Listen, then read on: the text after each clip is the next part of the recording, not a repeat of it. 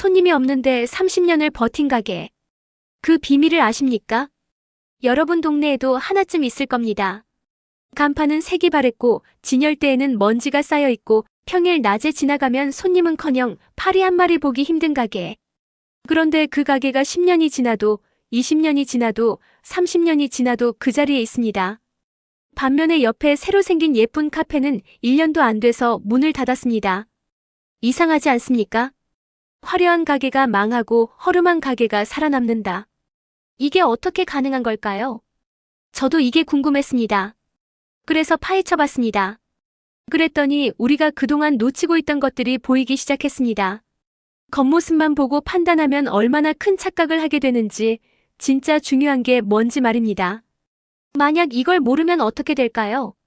자녀분이나 손주가 창업을 한다고 할 때 유행하는 업종을 선택합니다.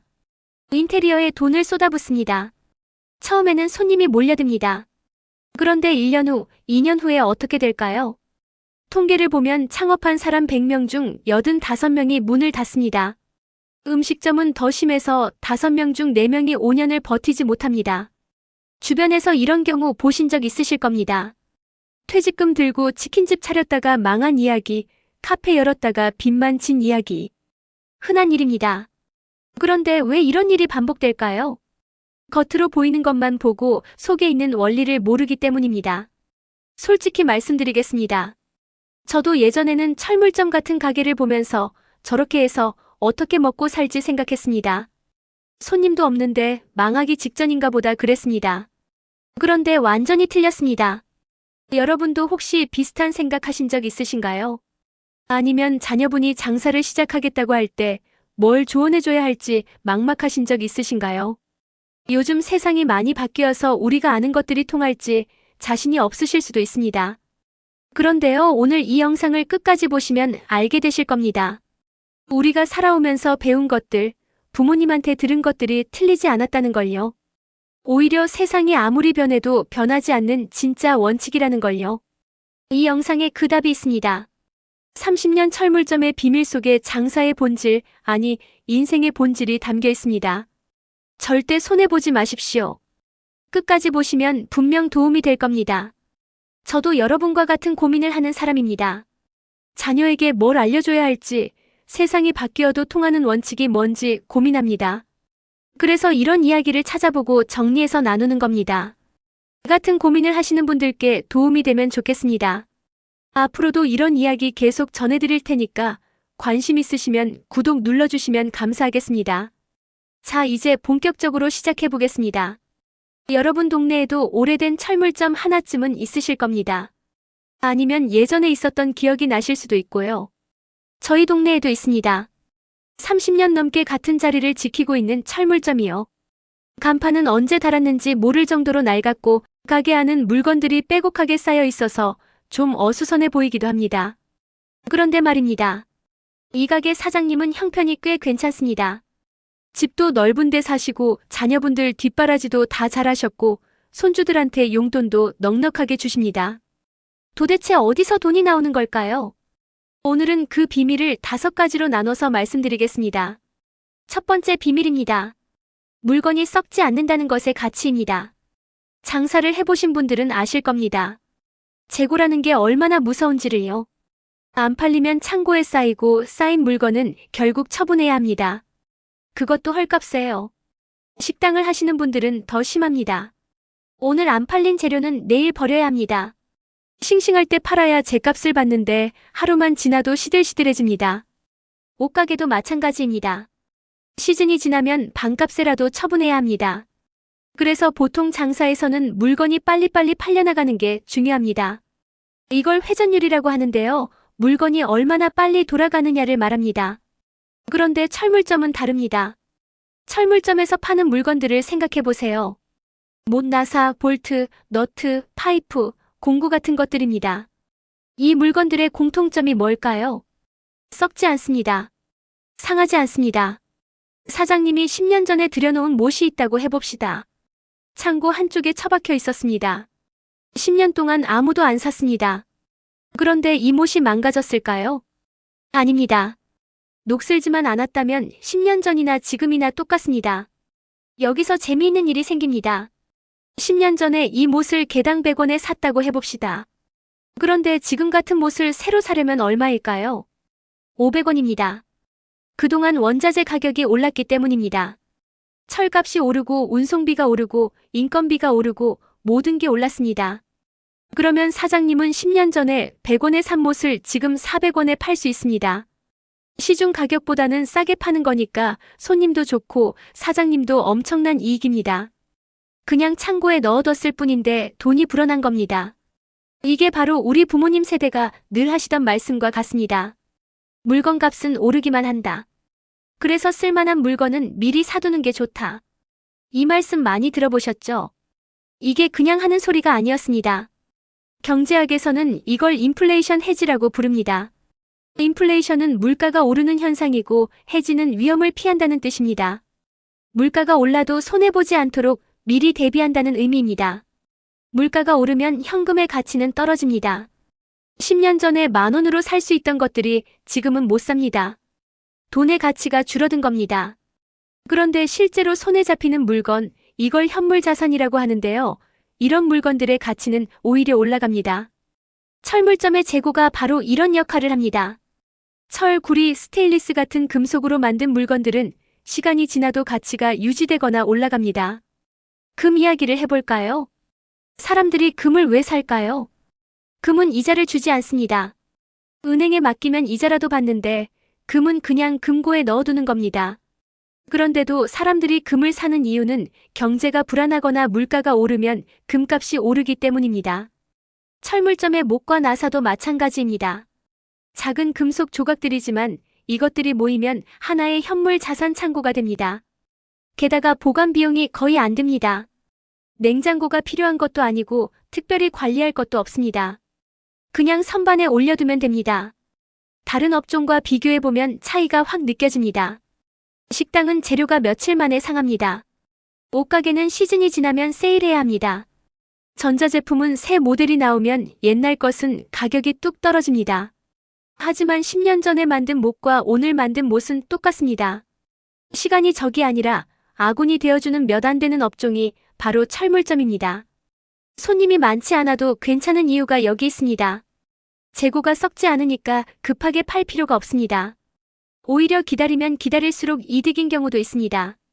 우리 어르신들이 살아오시면서 자연스럽게 터득하신 지혜가 바로 이런 거였습니다. 두 번째 비밀입니다. 경험이 곧 재산이라는 이야기입니다. 철물점 사장님은 그냥 물건만 파는 게 아닙니다. 한번 생각해 보세요. 집에 수도꼭지가 고장났습니다. 물이 계속 새서 뚝뚝 떨어집니다. 그래서 직접 고쳐보려고 합니다. 먼저 인터넷에서 검색을 합니다. 수도꼭지 수리 방법이라고 치면 글도 나오고 영상도 나옵니다. 그런데 보다 보면 머리가 아파집니다. 내 집 수도꼭지가 어떤 종류인지부터 알아야 합니다.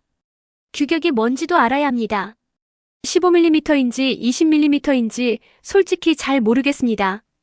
그래도 일단 부품을 사봅니다. 인터넷에서 5,000원짜리를 샀습니다. 이틀 뒤에 도착했습니다. 설레는 마음으로 끼워봅니다. 그런데 안 맞습니다. 규격이 다릅니다. 반품하고 다시 주문합니다. 또 이틀을 기다립니다. 이번엔 맞는 것 같습니다. 그런데 끼우는 방법을 잘 모르겠습니다. 영상을 보면서 따라해봅니다. 공구가 없습니다. 공구를 또 삽니다. 반나절이 지났는데 아직도 안 끝났습니다. 결국 포기하고 업체를 부릅니다. 출장비 포함해서 10만 원이 나갑니다. 철물점에 갔으면 어땠을까요? 사장님한테 수도꼭지가 새는데요 하고 말씀드립니다. 어떤 수도꼭지냐고 물으십니다. 대충 설명하면 아 그거요 하시면서 부품을 딱 찾아주십니다. 이거 15mm짜리 쓰세요. 교체는 이렇게 하시면 됩니다. 30초 만에 설명 끝입니다. 부품값 포함해서 3만 원입니다. 인터넷에서는 5,000원이던데 비싼 거 아니냐고요? 아닙니다. 그 차액 25,000원은 사장님의 경험과 지식에 대한 대가입니다. 여러분의 시간을 아껴준 비용입니다. 실패할 위험을 줄여준 비용입니다. 왔다 갔다 하면서 낭비할 시간과 돈을 생각하면 오히려 싼 겁니다. 이걸 어려운 말로 고부가가치 서비스라고 합니다. 쉽게 말해서 적은 비용으로 높은 가치를 만들어낸다는 뜻입니다. 무언가 5,000원짜리 부품에 25,000원의 가치를 더해서 3만원에 파는 겁니다. 그 25,000원은 사장님이 30년간 쌓아온 경험입니다. 생각해보세요. 의사 선생님한테 진료받으면 진료비를 냅니다. 변호사한테 상담받으면 상담료를 냅니다. 이분들은 오랜 시간 공부하고 경험을 쌓아서 전문가가 되셨고 그 전문성에 대한 대가를 받는 겁니다. 철물점 사장님도 마찬가지입니다. 30년 동안 현장에서 일하면서 쌓은 경험, 이게 바로 전문성입니다. 어느 집 배관이 어떻게 생겼는지, 이 동네 아파트들은 언제 지어져서 어떤 부품을 쓰는지, 이런 정보는 인터넷 검색으로 알 수 없습니다. 대형마트에 가서 직원한테 물어봐도 잘 모릅니다. 인터넷 쇼핑몰 고객센터에 전화해도 규격 확인은 고객님이 직접 하셔야 합니다라는 대답만 돌아옵니다. 결국 철물점 사장님의 몸이 곧 자본인 겁니다. 별도로 직원을 고용할 필요도 없고 비싼 시스템을 갖출 필요도 없습니다. 30년 경력이 곧 경쟁력이고 매출의 대부분이 순수익으로 남습니다. 순수익이란 모든 비용을 빼고 실제로 손에 쥐는 돈을 말합니다. 이건 단순히 물건 파는 일이 아닙니다. 동네 배관 전문 상담사라고 봐야 합니다. 다만 상담료가 부품값에 포함되어 있어서 우리가 인식하지 못할 뿐입니다. 여기서 중요한 교훈이 있습니다. 나이가 들수록 경험이 쌓이고 그 경험은 다른 것으로 대체할 수 없는 가치가 됩니다. 요즘 세상은 빠르게 변하고 젊은 사람들이 새로운 기술을 더 잘 다루는 것처럼 보일 수 있습니다. 하지만 오랜 시간 한 분야에서 쌓은 경험과 노하우는 인터넷 검색이나 인공지능으로도 대신할 수 없습니다. 옛 어르신들이 말씀하셨죠. 10년이면 강산이 변한다고요. 하지만 10년 동안 한 분야를 파면 그 분야에서는 당할 사람이 없다는 말씀도 하셨습니다. 철물점 사장님이 바로 그런 경우입니다. 세 번째 비밀입니다. 눈에 보이지 않는 단골의 힘입니다. 평일 낮에 철물점 앞을 지나가면 손님이 없어 보입니다. 사장님은 그냥 앉아 계시거나 신문을 보고 계십니다. 그래서 장사가 안 되는 것 같습니다. 하지만 이건 우리가 못 보는 시간대가 있기 때문입니다. 아침 7시쯤 가보세요. 풍경이 완전히 다릅니다. 인근 공사 현장에서 인부들이 트럭을 몰고 옵니다. 필요한 자재를 트럭째 실어 갑니다. 한 번 거래에 몇십만 원어치씩 사갑니다. 점심시간에는 전화가 옵니다. 근처 학교 행정실에서 화장실 수리 부품을 배달해달라고 합니다. 오후에는 관공서에서 주문이 들어옵니다. 시골 철물점은 더 대단합니다. 건축자재를 납품하기도 합니다. 한 번 거래에 몇백만 원에서 몇천만 원까지 나가기도 합니다. 우리 눈에는 한산한 동네 가게인데 실제로는 지역 건설 현장의 핵심 공급처 역할을 하고 있는 겁니다. 이런 사업체 고객들은 우리 같은 일반 손님과 행동 방식이 다릅니다. 우리는 뭘 사려면 어디가 제일 싼지 검색합니다. 100원이라도 싸면 다른 데서 삽니다. 하지만 공사 현장이나 학교, 관공서 같은 곳은 다릅니다. 이런 곳에서 가장 중요한 건 가격이 아닙니다. 속도와 신뢰입니다. 공사 현장을 생각해 보세요. 오늘 콘크리트를 부어야 하는데 볼트가 모자랍니다. 인터넷으로 주문하면 내일이나 모레 옵니다. 그동안 인부들은 일을 못합니다. 공사 일정이 하루 밀리면 손해가 몇백만 원입니다. 이런 상황에서 1,000원이나 1만 원 더 주고 지금 당장 살 수 있다면 당연히 동네 철물점으로 달려갑니다. 학교도 마찬가지입니다. 화장실이 막혔습니다. 학생들이 쓸 수가 없습니다. 내일까지 기다릴 수 없습니다. 당장 고쳐야 합니다. 이때 30년간 거래해온 철물점만큼 믿을 만한 곳이 없습니다. 전화 한 통이면 바로 배달해줍니다. 급한 경우에는 외상도 됩니다. 이게 바로 신뢰의 힘입니다. 한번 거래가 시작되면 특별한 문제가 없는 한 계속 이어집니다. 굳이 다른 데를 찾아볼 필요가 없습니다. 전화번호도 외워져 있고 서로 이름도 알고 어떤 물건이 필요한지도 척척 알아서 챙겨줍니다. 요즘 말로 이걸 구독경제라고 부릅니다. 넷플릭스나 유튜브 프리미엄처럼 한번 가입하면 매달 돈을 내는 것, 그게 구독경제입니다. 한번 고객을 잡으면 꾸준히 반복 구매가 일어나는 구조를 말합니다. 철물점도 비슷합니다. 한번 거래가 시작된 공사업체나 학교, 관공서는 매달 꾸준히 주문을 합니다. 공사 현장은 계속 돌아가고 학교나 관공서는 건물 관리를 계속해야 하니까요. 이런 매출은 카운터에서 보이지 않습니다. 우리 눈에는 한산한 가게지만 장부를 펼쳐보면 전혀 다른 그림이 나타납니다. 옛날 어르신들이 뭐라고 하셨습니까? 단골 10명이 지나가는 손님 100명보다 낫다고 하셨습니다. 또 이런 말씀도 하셨죠. 장사는 신용이 먼저다. 믿음을 잃으면 손님도 잃는다. 이 말씀들이 바로 구독 경제의 본질입니다. 요즘 젊은 사람들이 새로 배운 것처럼 말하지만 사실 우리 세대는 이미 알고 있었던 겁니다. 네 번째 비밀입니다. 털을 잡는다는 것의 의미입니다. 어쩌면 이게 가장 중요한 이야기일 수도 있습니다. 오래된 철물점 사장님들 중에 건물주가 많다는 사실 알고 계셨나요? 30년 전을 생각해보세요. 지금은 사람들이 북적이는 번화가도 그때는 한적한 곳이었을 수 있습니다. 땅값이 쌌습니다. 그때 철물점을 여시면서 건물까지 함께 사신 분들이 있습니다. 아니면 오래 장사를 하시면서 돈을 모아 나중에 건물을 사신 분들도 있습니다. 어느 쪽이든 결과는 같습니다. 30년 전에 1억 원 하던 건물이 지금은 20억 원, 30억 원이 됐습니다. 심한 경우에는 50억 원, 100억 원이 되기도 합니다. 장사로 번 돈보다 건물 가격이 오른 게 훨씬 클 수 있습니다. 여기서 흥미로운 관점이 나옵니다. 어쩌면 철물 장사가 본업이 아닐 수도 있다는 겁니다. 진짜 목적은 부동산 투자이고 철물점은 이 건물을 유지하기 위한 명분이자 현금 흐름일 뿐일 수도 있습니다. 현금 흐름이라는 말이 좀 어렵게 느껴지실 수 있는데요. 쉽게 말해서 매달 들어오는 돈을 말합니다. 아무리 비싼 건물을 갖고 있어도 당장 생활비가 없으면 곤란하잖아요. 철물점 매출이 바로 이 역할을 합니다. 월세를 내는 대신 직접 장사를 해서 생활비를 충당하면서 건물 가격이 오르길 기다리는 겁니다.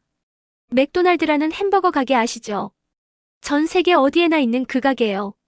많은 사람들이 맥도날드를 햄버거 회사라고 생각합니다. 하지만 업계에서는 맥도날드를 부동산 회사라고 부릅니다. 맥도날드를 만든 레이 크록이라는 사람이 직접 이렇게 말했습니다. 나는 햄버거 사업이 아니라 부동산 사업을 한다고요. 실제로 맥도날드는 전 세계에 1만 1,500개가 넘는 부동산을 갖고 있습니다.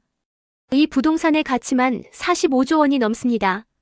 매출의 60% 이상이 햄버거가 아니라 가맹점에서 받는 임대료에서 나옵니다. 동네 철물점도 비슷한 구조입니다.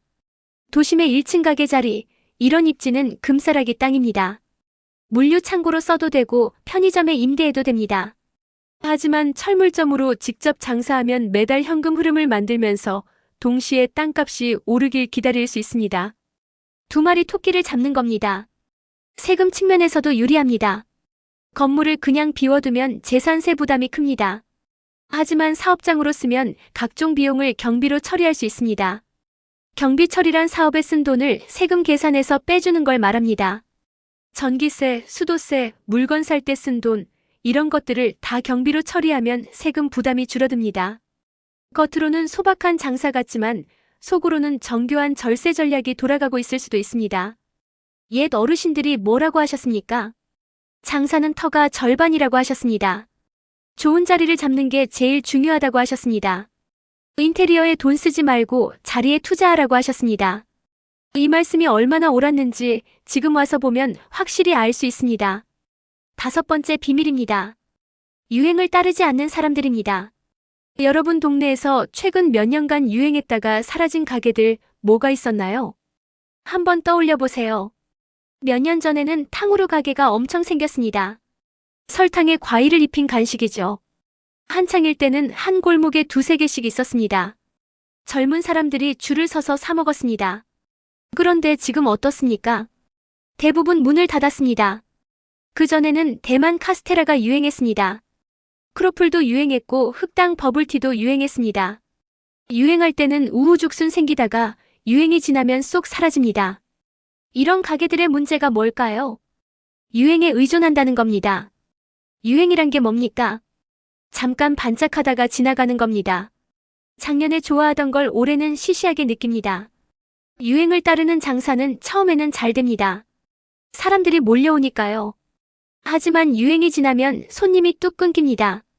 그때 가서 또 다른 유행을 찾아야 합니다. 계속 쫓아다녀야 합니다.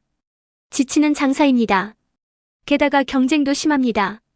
유행하는 아이템은 누구나 따라합니다. 옆 동네에 새 가게가 생기면 손님을 뺏깁니다. 더 예쁜 가게, 더 싼 가게가 나타나면 밀려납니다. 끝없는 경쟁입니다. 철물점은 이런 걱정이 없습니다. 무엇이 유행합니까? 나사가 유행합니까? 아닙니다. 유행 같은 게 없습니다. 10년 전에도 못을 팔았고 10년 후에도 못을 팔 겁니다. 집은 계속 지어야 하고 지어진 집은 계속 고쳐야 합니다. 못과 나사는 늘 필요합니다. 경쟁도 심하지 않습니다. 한 동네에 철물점이 몇 개나 있습니까? 보통 하나 아니면 두세 개입니다. 새로 생기는 일도 별로 없습니다. 왜냐하면 매력적으로 안 보이거든요. 젊은 사람들이 철물점 창업을 꿈꾸지 않습니다. 그래서 기존에 있는 철물점은 경쟁 없이 오래 버틸 수 있습니다. 실제 수치를 보면 더 확실해집니다. 2024년 기준으로 새로 시작한 가게 대비 문 닫은 가게의 비율이 85%가 넘었습니다. 100명이 창업하면 85명이 문을 닫는다는 뜻입니다. 특히 음식점의 5년 생존율은 20%대에 불과합니다. 5명 중 4명이 5년을 버티지 못합니다. 하지만 철물점은 다릅니다. 한 번 자리를 잡으면 10년, 20년, 30년도 갑니다. 화려한 것과 튼튼한 것은 다릅니다. 겉으로 예쁘고 사람들이 몰려드는 가게라고 해서 오래 가는 게 아닙니다. 오히려 허름하고 사람 없어 보이는 가게가 30년을 버티기도 합니다. 화려함 뒤에는 불안함이 숨어 있고 수수함 뒤에는 단단함이 숨어 있습니다. 옛 어르신들이 뭐라고 하셨습니까? 빈수레가 요란하다고 하셨습니다. 또 이런 말씀도 하셨죠. 남의 장단에 춤추지 마라. 여기서 잠깐 궁금한 게 생기실 수 있습니다. 요즘은 인터넷 쇼핑이 워낙 발달했잖아요. 쿠팡만 해도 오늘 주문하면 내일 새벽에 옵니다. 가격도 더 쌉니다. 굳이 철물점에 갈 필요가 있을까요? 실제로 많은 동네 상점들이 온라인에 밀려서 사라졌습니다. 서점이 그렇습니다. 문구점도 그렇습니다. 음반 가게는 아예 없어졌습니다. 그런데 철물점은 여전히 살아있습니다. 미국에서도 마찬가지입니다. 미국에는 에이스 하드웨어라는 철물점 체인이 있습니다. 1924년에 시작해서 지금은 전 세계 70개 나라에 6,000개가 넘는 매장을 운영하고 있습니다. 2024년 매출이 우리 돈으로 13조 원이 넘습니다. 아마존이 소매업을 초토화시킨 나라에서 이 회사는 오히려 성장했습니다. 비결이 뭘까요? 바로 즉시성입니다. 즉시성이란 지금 당장 해결할 수 있는 능력을 말합니다. 변기가 터졌다고 생각해보세요. 물이 콸콸 쏟아져서 집이 물바다가 됐습니다. 이 상황에서 내일 새벽 배송을 기다릴 수 있을까요? 불가능합니다. 당장 부품을 사와야 합니다. 이때 동네 철물점만큼 빠른 곳이 없습니다. 걸어서 5분, 부품 사서 교체하면 30분 만에 해결입니다. 온라인에서는 상담도 안 됩니다. 배관 규격을 모르는데 어떤 부품을 사야 할까요? 인터넷에서 비슷하게 생긴 거 사봤자 안 맞으면 반품해야 합니다. 고객센터에 물어봐도 직접 확인하셔야 합니다라는 말만 합니다. 요즘 인공지능이 많은 것을 해준다고 하죠. 코딩도 해주고 글도 써주고 번역도 해줍니다. 하지만 인공지능이 우리 집 30년 된 배관 상태를 보고 이 부품 쓰세요라고 말해줄 수는 없습니다. 이걸 어려운 말로 하이퍼로컬이라고 부릅니다. 특정 지역에 딱 맞춘 서비스를 말합니다. 전국 어디든 배송하는 대형 쇼핑몰은 이걸 못합니다. 철물점 사장님은 동네 지리를 꿰뚫고 있습니다. 어느 아파트가 언제 지어졌는지, 어떤 배관을 쓰는지 다 압니다. 이 정보는 어떤 데이터베이스에도 없습니다. 30년간 현장을 뛴 사람의 머릿속에만 있습니다. 온라인이 아무리 발전해도 채울 수 없는 영역이 있습니다. 사람과 사람이 직접 만나서 눈을 보면서 상황을 파악하고 해결책을 주는 것. 이건 기계가 대신할 수 없습니다. 자, 지금까지 동네 철물점이 30년을 버틴 비밀을 5가지로 살펴봤습니다. 정리해드리겠습니다. 첫째, 재고가 썩지 않습니다. 못과 나사는 10년을 두어도 그대로입니다. 물가가 오르면 오히려 가치가 올라갑니다. 옛 어르신 말씀대로 물건 값은 오르기만 합니다. 둘째, 경험이 재산입니다. 30년간 쌓은 노하우는 인터넷으로 대체할 수 없습니다. 어떤 부품이 맞는지, 어떻게 고치는지 이 정보가 돈이 됩니다. 한 우물을 파라는 말씀이 맞았습니다. 셋째, 단골의 힘입니다. 공사장이나 학교, 관공서 같은 고객과 오래 거래합니다. 한번 관계가 시작되면 꾸준히 이어집니다. 단골이 재산이라는 말씀이 맞았습니다. 넷째, 터가 중요합니다. 좋은 자리를 잡아서 장사도 하고 건물 가치 상승도 누립니다. 터가 절반이라는 말씀이 맞았습니다. 다섯째, 유행을 따르지 않습니다. 목과 나사는 유행이 없습니다. 10년 전에도 필요했고 10년 후에도 필요합니다. 남의 장단에 춤추지 말라는 말씀이 맞았습니다. 이 5가지를 기억하시면 됩니다. 그리고 이건 단순히 장사 이야기가 아닙니다. 우리가 살아가는 방식, 세상을 바라보는 눈에 대한 이야기이기도 합니다. 혹시 자녀분이나 손주가 창업을 고민하고 있다면 이 이야기를 해주시면 좋겠습니다. 유행 따라가지 말고 본질을 봐라. 화려한 것에 눈 돌리지 말고 튼튼한 것을 찾아라.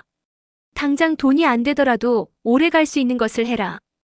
단골을 만들고 신뢰를 쌓고 한 분야에서 전문가가 되라. 이런 이야기를 할머니나 할아버지가 하시면 젊은 사람들이 또 옛날 이야기 하신다고 생각할 수 있습니다. 그럴 때 이 영상 이야기를 해주세요. 동네 철물점이 어떻게 30년을 버텼는지, 그 안에 어떤 원리가 있는지, 그냥 하는 소리가 아니라 실제로 검증된 원칙이라는 걸 알려주세요. 요즘 말로 인플레이션 해지도 되고 구독 경제 모델도 되고 하이퍼 로컬 전략도 된다고요.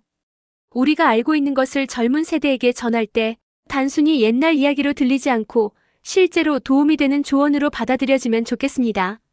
마지막으로 다시 한번 정리해드리겠습니다. 30년 철물점의 비밀은 5가지입니다. 하나, 재고가 썩지 않는다. 둘, 경험이 재산이다. 셋, 단골의 힘이다. 넷, 터가 중요하다. 다섯, 유행을 따르지 않는다. 그리고 이 5가지는 우리 부모님 세대, 우리 세대가 살아오면서 이미 알고 있던 것들입니다. 물건값은 오르기만 한다.